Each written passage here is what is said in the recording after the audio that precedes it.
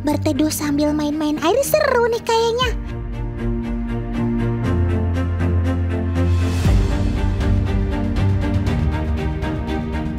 Wah, tambah seger juga nih makan apel di pinggir kolam.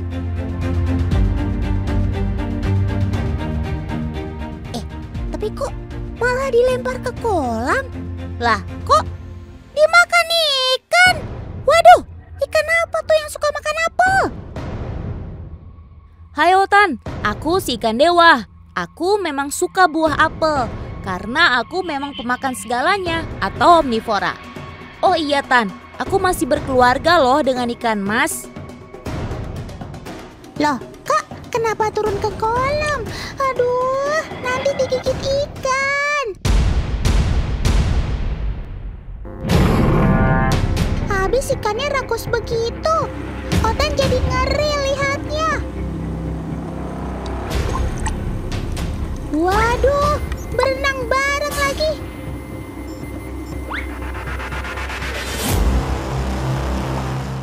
Tapi jangan khawatir teman.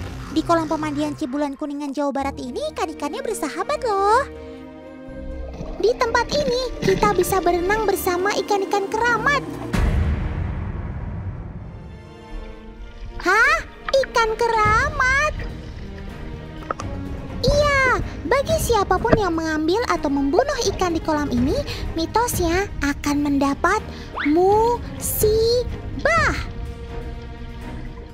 Jadi teman-teman jangan mengambil ikan ini ya.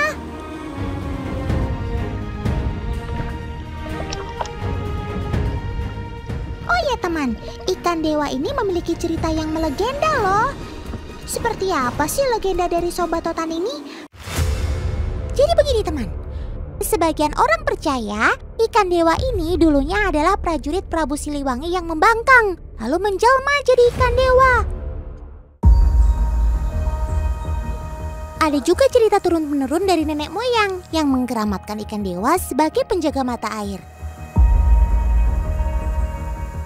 Memang si ikan dewa ini kerap ditemui hidup di telaga atau danau yang ada mata airnya. Uniknya, tidak ada ikan lain di situ. Juga tidak ada satupun orang yang mengetahui bagaimana kisah awal mulanya sampai si ikan dewa bisa hidup dan berkembang biak di sana. Alhasil, mitos ikan dewa sebagai ikan keramat jadi sering diceritakan. Orang zaman dulu percaya mereka tidak berani mengambil si ikan dewa karena tidak mau sang mata air berhenti mengalir. Kearifan lokal seperti ini rupanya dipegang teguh di berbagai daerah di Indonesia, teman. Ya, apapun mitos kepercayaannya, Otan percaya hal itu baik untuk kelestarian si ikan yang terbilang langka dan sulit untuk dikembangbiakan ini, teman.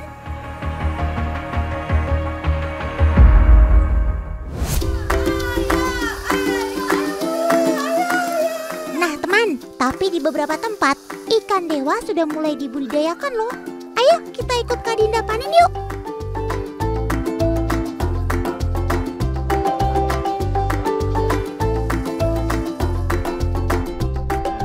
Panen kali ini kita gak perlu basah-basahan teman, karena kolamnya tidak terlalu besar, jadi cukup dengan jaring saja.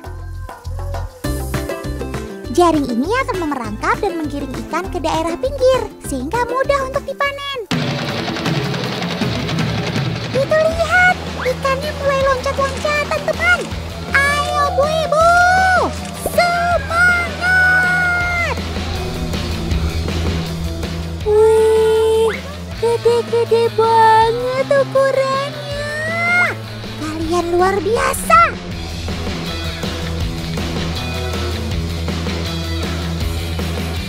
Bukan namanya aja yang dewa, ukurannya juga dewa alias gede. Dewa berat banget Pak. Wow, gede banget ya. Ini yang paling gede. Panjangnya berapa ini Pak? Panjang sekitar 80 cm. Wow, gede banget nih Tan. Berat banget ya Pak. Bukan, panjangnya aja hampir 1 meter. Coba Kak, sekarang kita buktikan seberat apa sih si sobat jumbo ini? Ayo, tebak-tebak buah manggis. Kira-kira paman ini mau melakukan apa ya dengan box yang berisi air? Ponten 100. Bagus buat kamu yang jawab bius ikan. Eits, jangan negatif thinking dulu ya. Biar Kak Dinda kasih tempe nih. Kasih tahu tujuan bius ikan ini. Wah, nah ini Tan reaksi ikannya. Di bius itu biar ikannya nggak berontak, biar dia tenang dan nantinya nggak stres saat ditimbang. Tenang sob, tenang. Ini nggak akan apa-apa kok ikannya. Oh iya, bius yang digunakan juga aman kok dan tidak membahayakan ikan. Mantul. Tuh lihat, ukuran Sobat Otan ini nggak mungil alias raksasa. Jadi tenaganya pastilah kuat. Kalau ditimbang tanpa bius, ikan dewa ini akan lompat dan bisa berakibat fatal. Petani mana yang mau ikan semahal ini kabur begitu aja? Sekarang saatnya ditimbang. Pertama kita ukur dulu wadah timbang dan air di dalamnya. Beratnya adalah 8 kg. Lalu masukkan Sobat Otan ini ke ember. Wah, embernya sampai nggak muat tuh saking panjangnya. Setelah ada ikan dewa, total berat keseluruhan adalah 12,5 kg.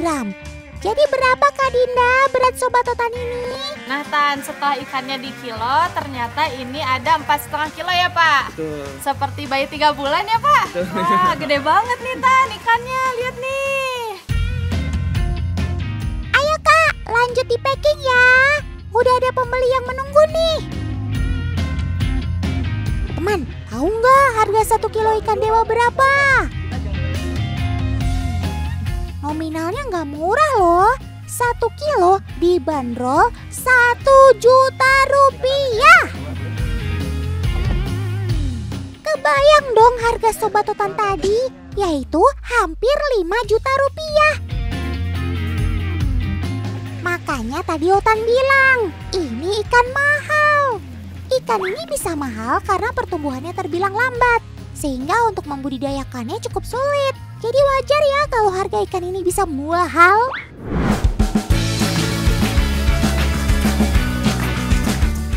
Otan, aku berasal dari Asia Tenggara. Manusia banyak memberiku sebutan nama. Sebetulnya nama latinku Thor SP. Tapi setiap daerah memberiku nama julukan yang berbeda. Di Jawa Barat aku disebut ikan kancera.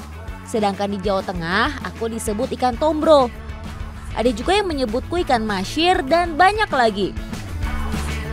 Dan kebanyakan orang menyebutku ikan dewa. Begitu loh Otan. Nah, disebut ikan dewa karena juga punya banyak cerita. Ada yang bilang karena daging si ikan dewa ini punya khasiat yang luar biasa. Makanya ia seakan didewakan. Meski ikan dewa ini tergolong sangat lambat dalam pertumbuhannya, tapi di Sumedang ikan dewa terbilang cukup berhasil dibudidayakan.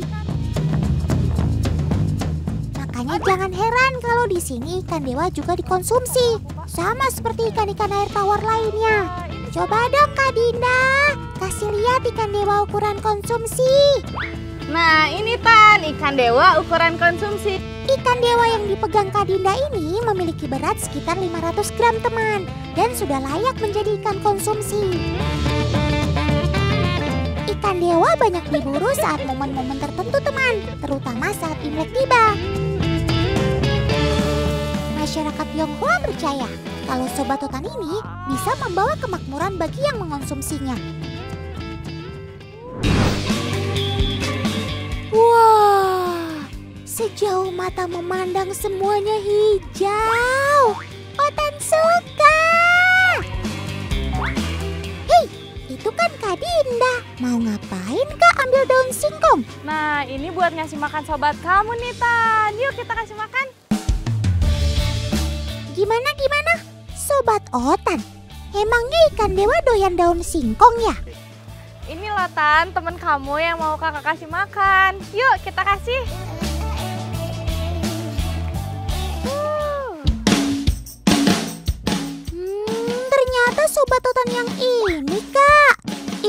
bukan ikan dewa. Sekilas emang agak mirip sih sama ikan dewa. Hanya saja sisik sobat otan yang satu ini lebih kecil dibandingkan ikan dewa. Teman di rumah ada yang kenal sama sobat otan ini? Wah, dimakan nih Tan sama ikannya. Cocok sama namanya grass carp. Grass artinya rumput atau tumbuh-tumbuhan. Pantas dia suka yang hijau-hijau. Yuk kasih makan lagi. Betul Kak Dinda. Ikan ini namanya grass carp. Atau ada yang menyebutnya ikan koan atau ikan karper rumput. Ikan ini masuk dalam keluarga ikan mas. Masih saudara sama si ikan dewa. Sobat otan ini adalah ikan herbivora. Kesukaannya adalah ganggang, tumbuhan air, dan gulma. Dalam sehari, sobat otan ini bisa makan tumbuhan hingga 3 kali total berat badannya loh. Pantes saja ya sob, tubuh kamu besar-besar. Bulat-bulat lucu.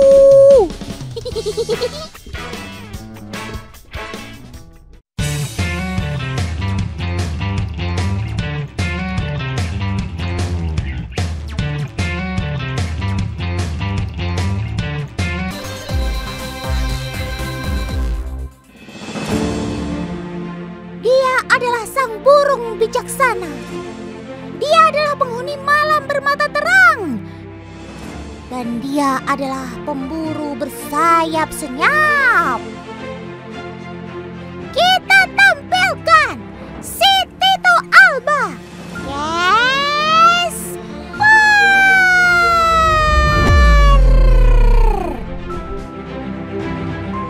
Halo semua, namaku Casper. Aku merupakan burung hantu berukuran besar. Aku memiliki sayap yang lebih besar dari ukuran tubuhku dengan bulu yang cukup tebal. Betul kata Otan, aku memiliki kemampuan terbang tanpa suara. Sehingga aku dapat terbang bebas dan juga melakukan pergerakan yang tidak diketahui oleh mangsaku.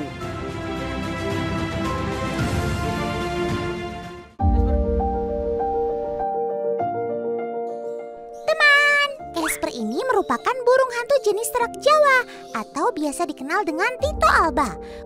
Usia Casper saat ini sudah mencapai 1 tahun. Meskipun masih terbilang muda, tapi untuk kemampuan terbang dan berburunya sih nggak usah diragukan lagi ya. Pastinya TOPBGT.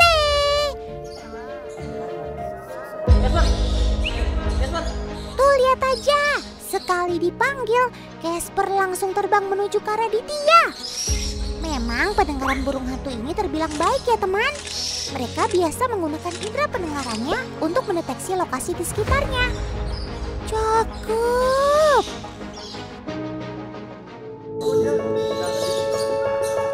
Tidak hanya itu teman, sobat otan juga bisa melewati celah-celah sempit ketika terbang loh. Kali ini kita butuh bantuan Kak Vicky dan Kak Randy untuk pembuktiannya. Oke. Tuh kan, apa Otan bilang? Celah kecil yang dibuat oleh Kak Vicky dan Kak Randy sih bukan masalah bagi Casper. Ketika mau memasuki celah sempit, terlihat dia mengurangi kecepatannya untuk tetap bisa melewati celah tersebut tuh. Hal ini dikarenakan saat ia terbang, ia tetap menggunakan indera penglihatan dan juga pendengarannya untuk mengetahui medan di sekitarnya. Ada beberapa faktor yang dapat mengganggu burung hantu ketika sedang terbang. Selain karena air hujan, ternyata burung hantu juga tidak menyukai suara keras atau bising teman. Itu sebabnya jarang sekali ditemukan burung hantu di sekitar wilayah perkotaan. Suara yang terlalu keras dapat mengganggu burung hantu saat hendak mengidentifikasi area di sekitarnya.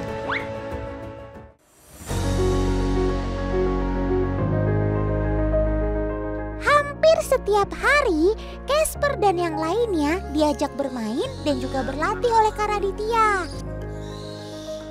Eits, Teman di rumah nggak usah khawatir ya. Itu hanya kodok mainan kok. Dan pastinya nggak berbahaya untuk si Casper.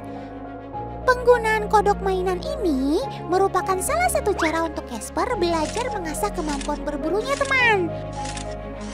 Untuk mengenalkan Casper dengan mainan barunya, Kak Raditya biasanya akan menaruhkan makanan sebagai pancingannya. Tuh lihat, awalnya sih dia hanya tertarik sama makanannya. Tapi, yap, betul banget. Lama-lama dia tertarik juga sama mainan kodok ini. Seperti anak-anak pada umumnya, rasa ingin tahu Casper ini cukup tinggi, teman. Biasanya dia akan langsung mengidentifikasi mainannya dengan cara mematuk dan mencakarnya. Tenang saja, mainan kodok ini nggak bakalan sampai dimakan kok. Dia kan pintar, tahu mana yang bisa dimakan atau enggak.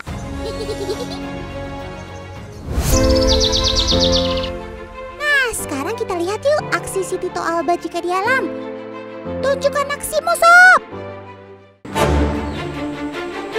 Yuhu, aku sudah bisa terbang bebas sekarang, Tan. Pasang mata baik-baik dan jangan berkedip melihat kehebatanku ya.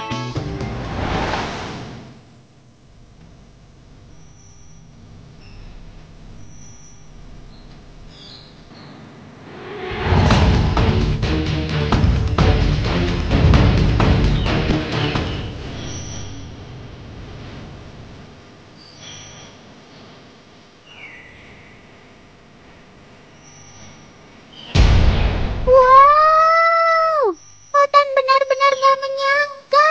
Ternyata kamu keren banget, Sob. Terbang dengan senyap sehingga si tikus sawah tidak mengetahui keberadaanmu.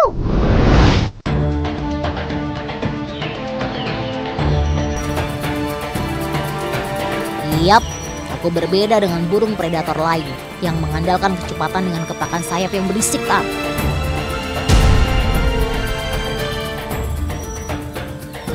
Bagian tepi sayapku memiliki jurai-jurai yang sangat halus dan berfungsi meredam bunyi kepakan sayapku. Inilah yang membuat mangsaku tidak mampu mendengar pergerakanku. Dan juga membantu menjaga pendengaranku untuk mengetahui di mana mangsaku berada. Kehebatanmu dalam menangkap mangsa memang tidak diragukan lagi, Sob. Jangan diam-diam mangsa Otan juga ya.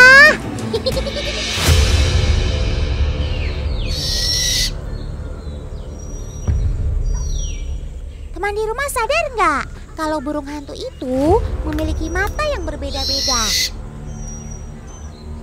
Contohnya si Casper ini, dia memiliki warna mata yang full hitam. Berbeda dengan Buffy Fish Owl yang memiliki mata coklat dan di tengahnya ada bulatan hitam. Jadi ternyata kedua jenis mata burung hantu ini memiliki kelebihan dan juga kekurangannya loh.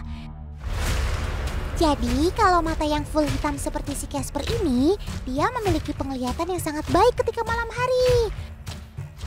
Bahkan kemampuannya melihat di dalam kegelapan lebih baik 4 kali dibandingkan mata manusia. Ya wajar sih, namanya juga hewan nokturnal, pasti akan lebih banyak beraktivitas di malam hari. Tapi mata jenis ini kurang baik kalau digunakan di siang hari. Cahaya yang terlalu terang ternyata membuat mata mereka nggak nyaman loh. Berbeda dengan mata Buffy Fish Owl yang sangat baik digunakan ketika siang maupun malam hari. Hal ini dikarenakan Buffy Fish Owl harus mencari makanan ketika siang hari ya teman. Sesuai namanya, Buffy Fish Owl atau burung hantu ikan adalah burung hantu yang makanan utamanya adalah ikan. Tapi dia tidak hanya memakan ikan, anakan unggas juga ia jadikan target utamanya. Meskipun memiliki penglihatan yang cukup baik, tapi nyatanya burung hantu sama sekali tidak bisa melirik loh teman. Dia memiliki mata yang menghadap ke depan. Hal inilah yang membuat dia kesulitan untuk mendeteksi lingkungan di sekitarnya. Tapi, untuk mengatasi masalah tersebut, burung hantu memiliki leher yang fleksibel untuk diputar ke segala arah. Bahkan kepalanya bisa berputar 270 derajat loh teman.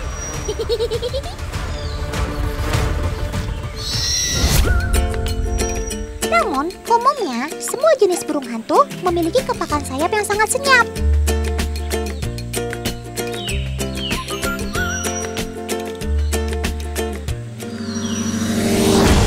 Meluncur menghampiri mangsa tanpa menimbulkan suara apapun. Ya, kamu benar Tan. Itu karena fitur sayapku yang sangat unik.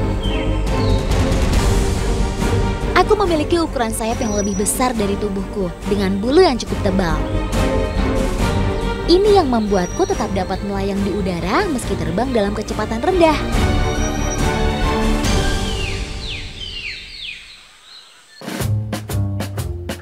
Karena struktur sisi depan sayapku memiliki bulu yang berjajar, membentuk barisan seperti kait dan sangat lembut. Sehingga hanya menciptakan sedikit turbulensi atau pergerakan tidak beraturan akibat tekanan udara.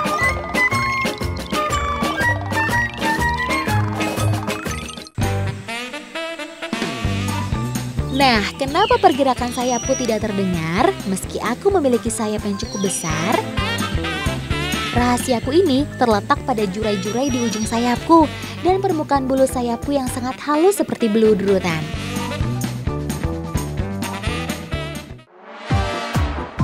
Sehingga menghasilkan gesekan yang sangat halus antara aliran udara dengan sisi atas dan belakang sayapku. Inilah yang berfungsi meminimalisir bunyi kepakan sayapku. Wah, ternyata itu rahasiamu, Sob.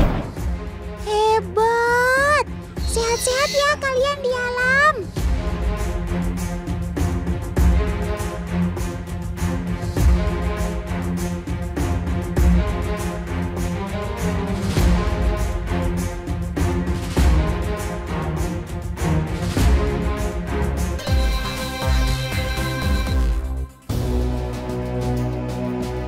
Teman, sudah pada tahu kan kalau dinosaurus adalah penguasa bumi jutaan tahun silam? Tapi sekarang kok nggak ada satupun dinosaurus hidup ya? Ya, mereka punah. Nah, bencana kepunahan seperti meteor jatuh ke bumi atau bencana alam bisa saja terjadi lagi, teman. Meskipun sekarang manusia adalah ras yang menjadi penguasa bumi, tapi bisa jadi manusia sendiri juga akan punah seperti halnya dinosaurus. Terus gimana ya kalau manusia punah? Dolpino pernah baca nih, banyak ilmuwan memprediksi nantinya penguasa bumi akan berganti ke sobat Dolpino si para satwa. Penasaran sama siapa saja yang akan menjadi penguasa bumi? Coba kita cek satu-satu.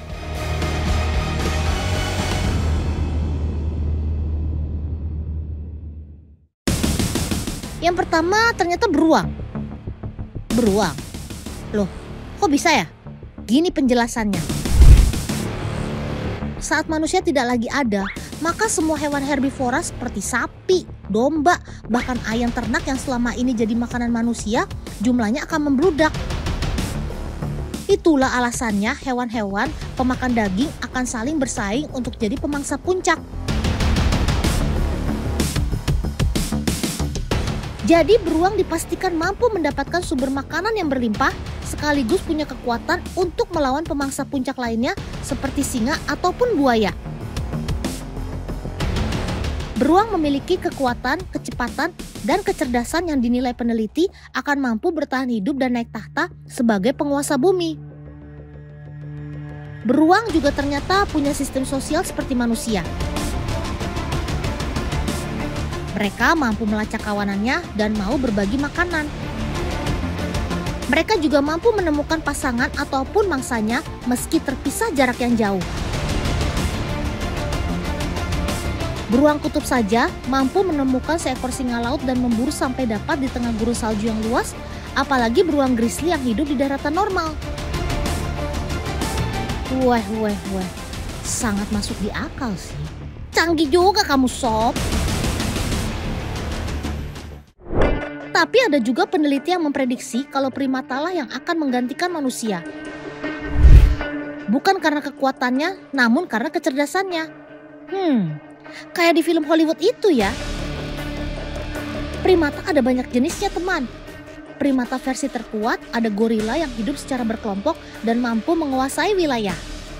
Primata versi cerdik ada simpanse dan juga monyet-monyet ekor panjang yang sudah teruji kecerdasannya. Dolpino pernah baca, simpanse memiliki DNA 97,8 yang mirip dengan manusia. Mereka memiliki keterampilan menggunakan alat, kecerdasan emosional, dan hidup dalam kelompok sebagai makhluk sosial. Jadi dengan evolusi jutaan tahun, bisa jadi para primata ini akan menjadi spesies manusia baru. Kalau ini sih Dolpino merasa lebih yakin teman, kalau primata bisa mengalahkan beruang soal jadi penguasa bumi. Tapi rupanya masih ada lagi peneliti lain yang mengatakan prediksi berbeda. Sobat Dolpino itu adalah gurita.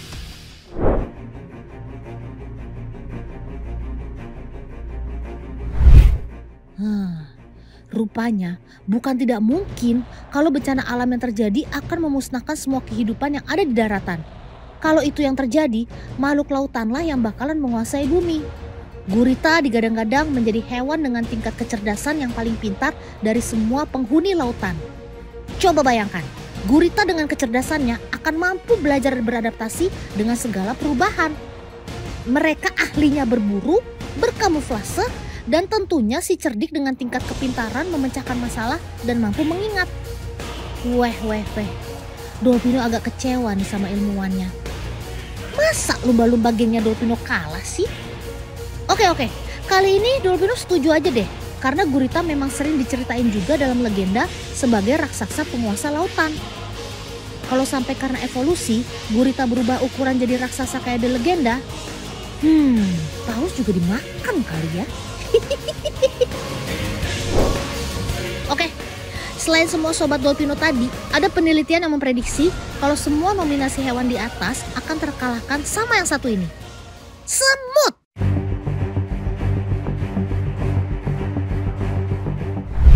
Wow, info baru nih. Jadi begini penjelasannya. Coba bayangkan bencana alam akan menghapus semua kehidupan di seluruh permukaan bumi. Daratan akan hancur karena ledakan, lautan akan memanas dan memusnahkan penghuninya. Tapi semut akan bertahan dari semua bencana itu. Semut merajai dunia bawah tanah dengan segala kelebihannya. Bayangkan dari jumlahnya aja. Semut di dunia ini diperkirakan ada 20 kuadriliun alias 20 juta miliar. Waduh. Menyebut angkanya aja sampai belibet ya. Manusia saja hanya berjumlah 8 miliar jiwa loh. Sejarah membuktikan kalau semut bahkan sudah ada sejak 140 juta tahun yang lalu. Itu artinya semut pernah selamat dari bencana yang memusnahkan dinosaurus. Weh. Boleh juga kamu sob. Rupanya semut punya segudang kemampuan istimewa yang dapat menjadikannya mampu bertahan hidup. Pertama, mereka mampu mengurai apapun. Artinya sebagai hewan omnivora, sumber makanan mereka bisa apa aja. Mereka bisa mengurai hewan mati hingga getah pohon. Kedua, mereka bernafas tidak dengan paru-paru. Jadi meskipun membutuhkan oksigen, semut mampu bertahan hidup meski udara di bumi berubah jadi ekstrim. Kebayangkan saat atmosfer berubah dan semua hewan yang bernafas akan mati karena tidak adanya udara?